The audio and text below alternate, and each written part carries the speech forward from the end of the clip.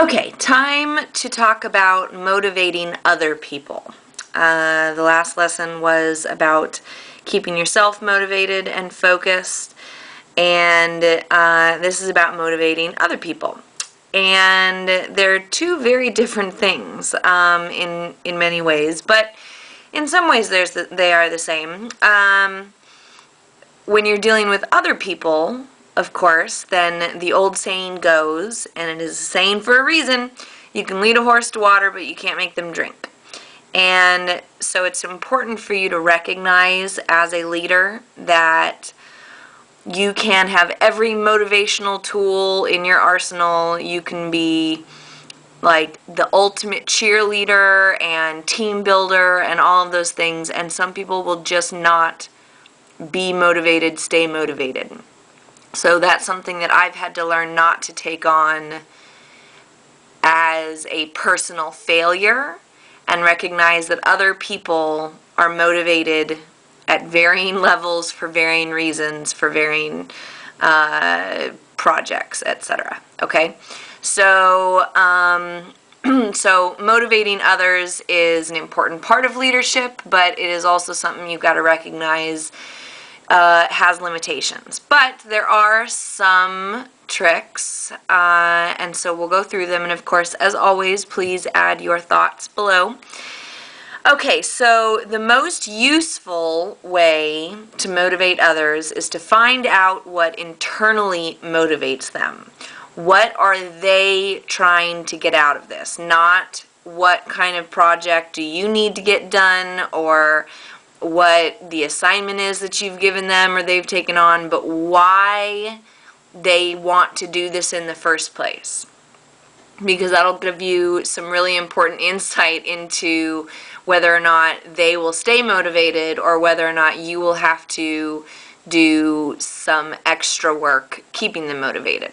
And so some of the things that internally motivate people are recognition. Sometimes it's fine for people to just be quietly thanked behind the scenes, or public thanks. Being publicly recognized is not a bad thing to desire. Some people want to be part of something larger. They like being a contributor to something, and so if that's the case, then that's something you'll want to really focus on when you are trying to get them extra motivated. So, if you're talking about the first one, recognition and public thanks, and you're trying to motivate somebody, then sending them a private letter saying specifically what you've appreciated about their contribution. Specifically, not just like, hey, you've been doing a great job, thanks. Even something very small, such as you handled that on the spot need really great the other day, or you did a very thoughtful job on the graphics for this. Something specific, okay? And or you can thank them publicly for that. You can post in a Yahoo or a FetLife group. You can make a statement at a public meeting or gathering, that sort of thing, depending on what you think will motivate the person the most. And then if you're talking about somebody who wants to be a part of a larger project, a larger thing, that they have a belief in this specific mission, that's then what you want to key in on. If someone is coming from that internal place but needs some motivation, you want to talk about the larger picture. You want to talk about what the end goal is, and how important the part that this person is playing towards reaching that end goal. And so you want to focus on, yes, their component and what they're contributing and why they are important, but also keep an emphasis on why. Why is this big thing important? Why are you all working together? Because that's what's going to keep someone who's internally motivated by a mission more strongly dedicated. Okay, another thing that you can do is to figure out what what the benefits are for the person you're trying to motivate, because there's got to be a benefit. There is not really any true altruism, which is so cynical. I can hear myself sounding so cynical.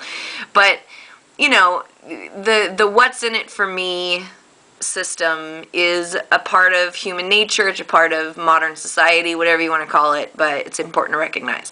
So you got to figure out what the benefit is for them, because if it's not, oh, you're part of this big thing, then there's got to be something else. So sometimes it's the public status. Now that's slightly different than the public recognition. Status is accumulative public recognition. And so if what someone's doing now I do not suggest giving public status or like unfounded public recognition. You know, don't make stuff up. But because I think that people should work hard for what they do and work hard for what they have. But if somebody is doing well and has a momentary lapse, then this is a great time to remind them of how well received they will be after being a part of this project. Appeal to their ego, maybe not directly, but do it. Same thing with personal superiority. A lot of people have superiority issues. Not surprisingly, in the DS community, we are masters and mistresses of the universe. You know, and for me, definitely one of the things that motivates me is the feeling of integrity, and that I'm going to finish something because I said I'd do it, even if I don't want to do it, even if I, you know, really am not interested anymore. I will continue to find motivation because I believe in the superiority of my integrity to most people. Now, I wish everyone had that same kind of ability to find motivation, and it's taking me a long time to do it, and I'm still working on it. But appealing to that sense of, hey, you said it, you said you were going to do this, now you need to do this. Now we're going to talk about how guilt does not work a little bit later, but hopefully you see where I'm going. Another benefit is the experience. Another thing that you can say to someone when you're trying to motivate them, either through email or a personal chat or a phone call. You know, say, God, this is just going to be really great experience for you as you contribute to get involved in the community, or, you know, as you grow within this organization. You know, for in this example, the experience that you get through this program is the benefit. And so if the experience is what you're after, then being a part of the program and being part of an active part of the program is what will give you that experience and that engagement. And then on the same level, networking, because networking is really important, and it goes along with all of those things, because it doesn't matter if you have status, if you have integrity, if you have experience. If nobody knows about you, then you're kind of left alone being fabulous, which is not a bad thing, but, you know, share your fabulousness. Don't be greedy. Okay, so the other thing, or another thing to think about, is that there is science behind motivation. I will be adding some book links down below that you can click to check out. Giving rewards only works. This is scientifically proven. Giving like direct bonuses for work only really is effective when it's a rather tedious job. Like if you know that if you pack 100 envelopes, if you put flyers into 100 envelopes, that you earn a t-shirt, that will probably work. If you're giving rewards to people for stuff that really need creativity and thoughtfulness, then simple rewards will not, physical rewards will not usually work as well. People have to have a personal investment. When someone feels ownership of a project, they feel more inspired. And so check out, I'll put in the notes below and in the links, this whole idea of rewards only work for tedious jobs.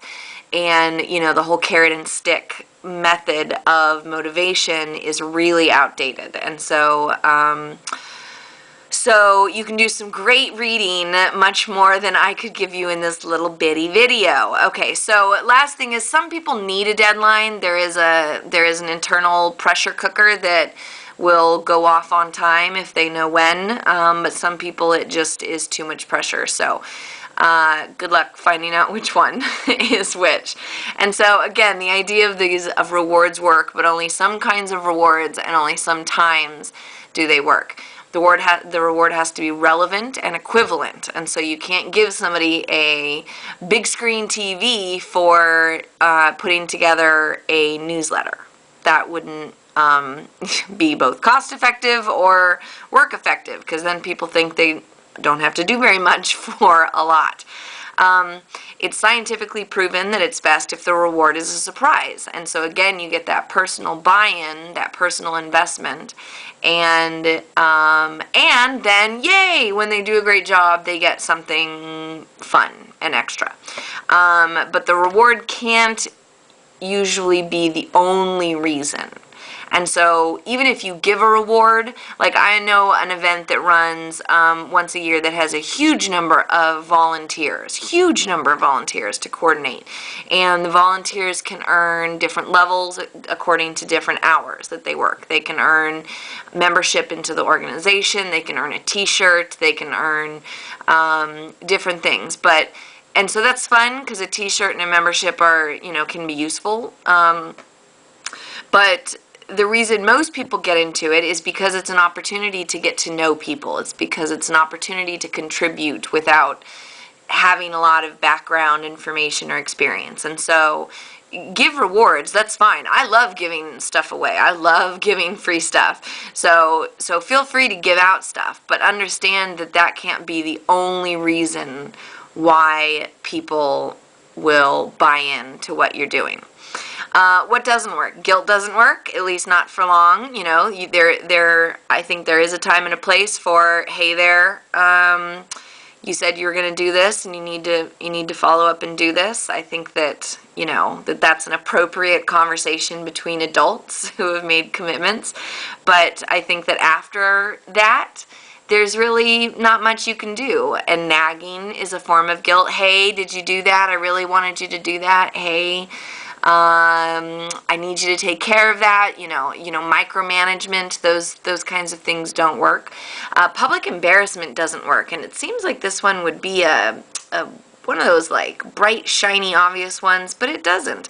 People let their emotions get away with them,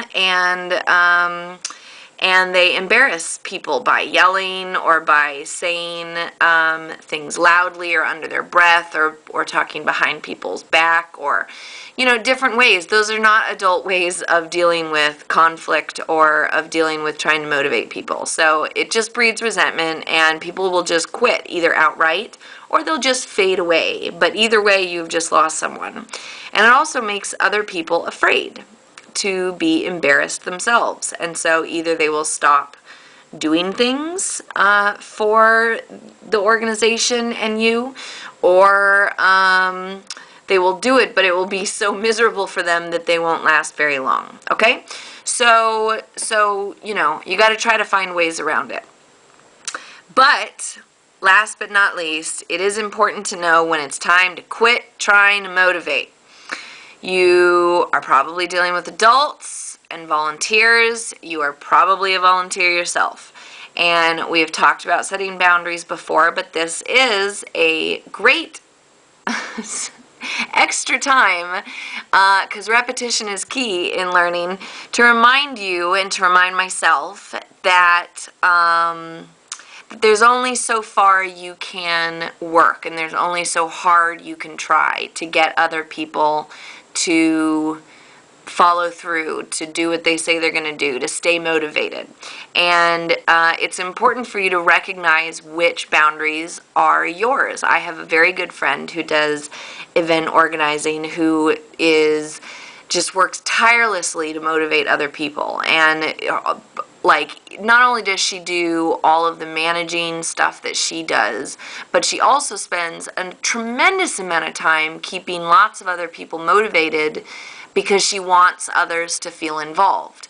That's like a whole second gig, really, when you're dealing with people that need constant prodding and pushing. So, figure out consciously, like we've talked before, going into leadership consciously will save you a lot of trouble. Consciously deciding how much effort you're going to put into motivating other people is an important part of your leadership, your development as a leader.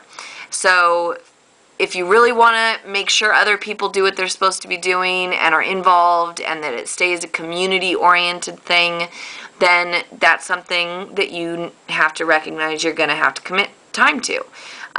Or you can put in what you decide is kind of your best shot, the good old college try, etc.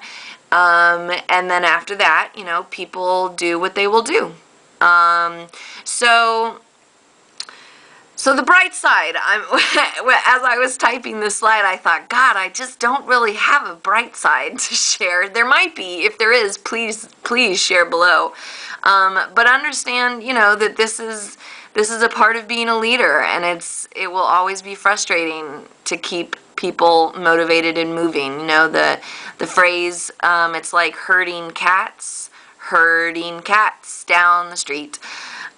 It's like the idea of herding cats. It is very hard to get cats to herd, H-E-R-D, cats, to get them to where you want to go. People, even more so. And they even use words. It's tough getting people to stay motivated when they're paid, which is, I also find remarkable. So figure out what part of your job, your volunteerism, your decision about how you want to be a leader, how much of that time is devoted specifically to whatever you figure out your purpose is, or figure out if it's a distraction from your purpose. But either way, it's up to you. All right, off you go into the world. See if you can get those cats a-moving.